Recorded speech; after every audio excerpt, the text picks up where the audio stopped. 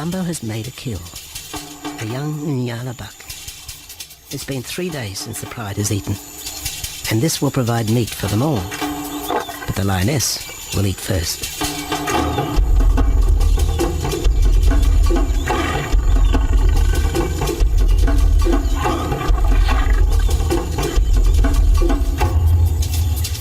The cubs know the routine.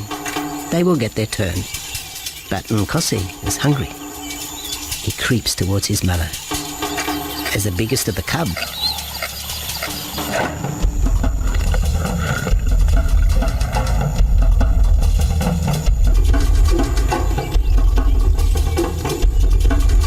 Nkosi watches. A lioness can eat more than 20 kilograms in a single sitting. This could be a long wait for the little cub. Nkosi approaches the kill cautiously. Sometimes a lioness will turn on her cubs, but today Nabambo is pleased with her efforts.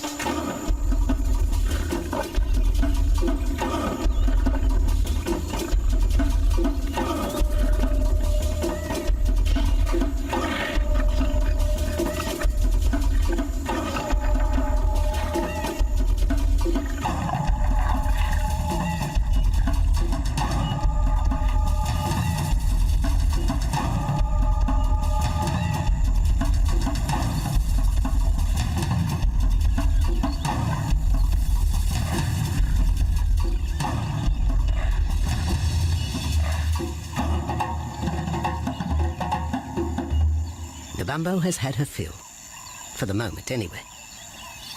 Lions never eat the stomach of a kill. She will bury it before dragging off the carcass. This way, hyenas and other predators are thrown off the scent. The evidence has been buried. The carcass is no more.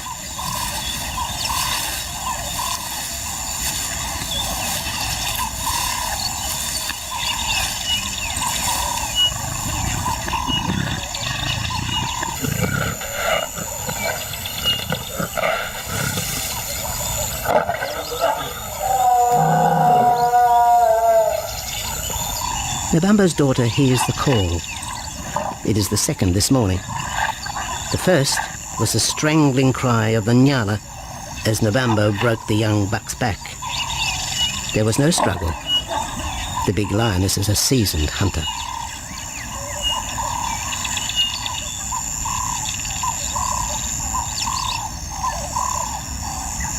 The rest of the pride will feast on the carcass after Nabambo retires. But first, they will drag it into the bushes, away from prying eyes, away from raptors already circling the kill scene.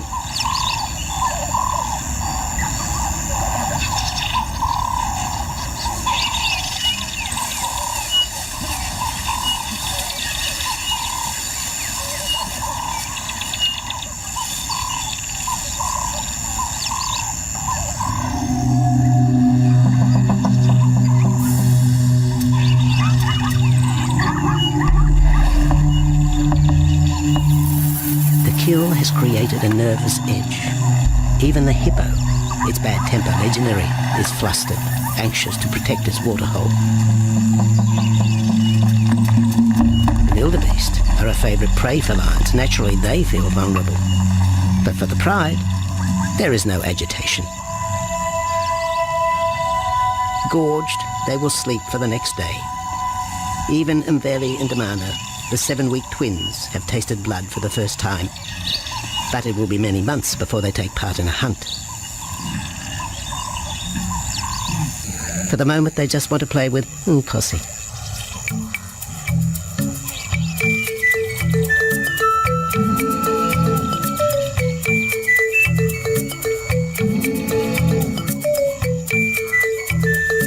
The older cub is beginning to take on the shaggy mane of the bigger males. Within 18 months, he will be hunting with them, competing for his own pride. In the meantime, though, he has to contend with his young siblings.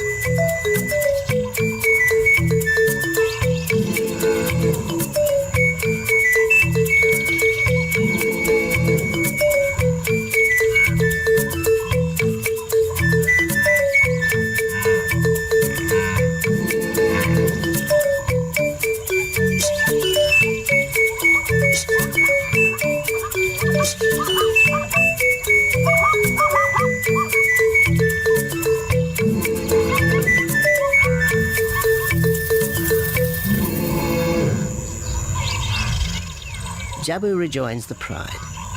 He has missed out on the kill, but he didn't share his zebra with the rest of the pride the previous day.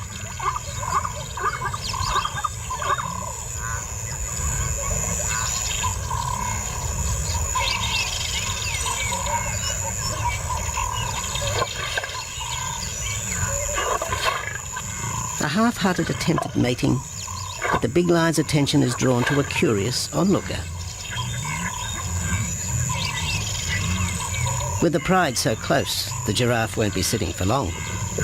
Drinking and sitting is when they are at their most vulnerable.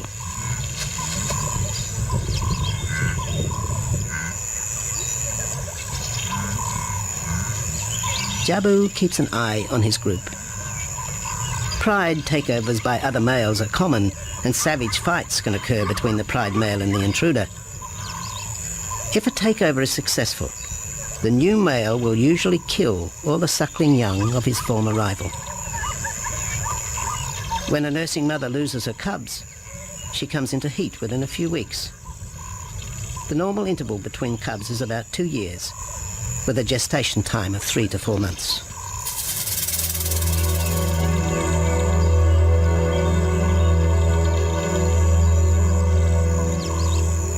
Jabu marks his territory, but it may soon be all in vain. A fresh infusion of lion genes is necessary to avoid the effects of long-term inbreeding.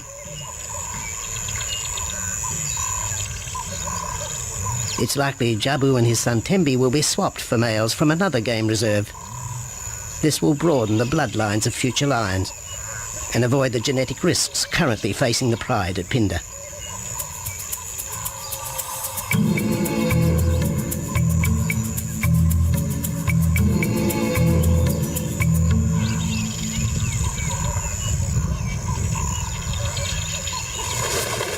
Vultures have found the dead buck, but there is little left of the carcass. Nabamba and her pride have eaten. The big lioness tries to dislodge Inyala fur from her teeth. Tomorrow, the next day, there will be another kill. Nabamba's cubs will grow up strong.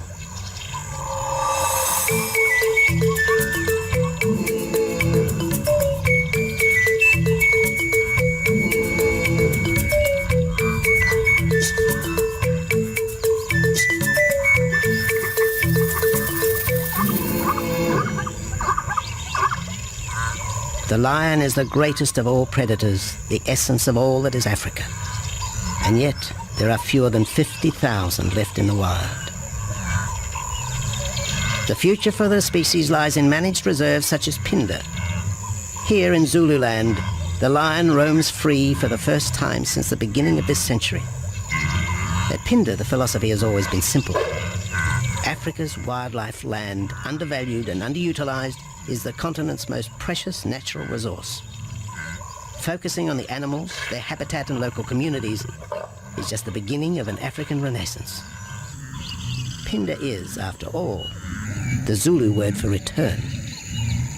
Maybe, too, it's a chance for man to redeem himself just a little.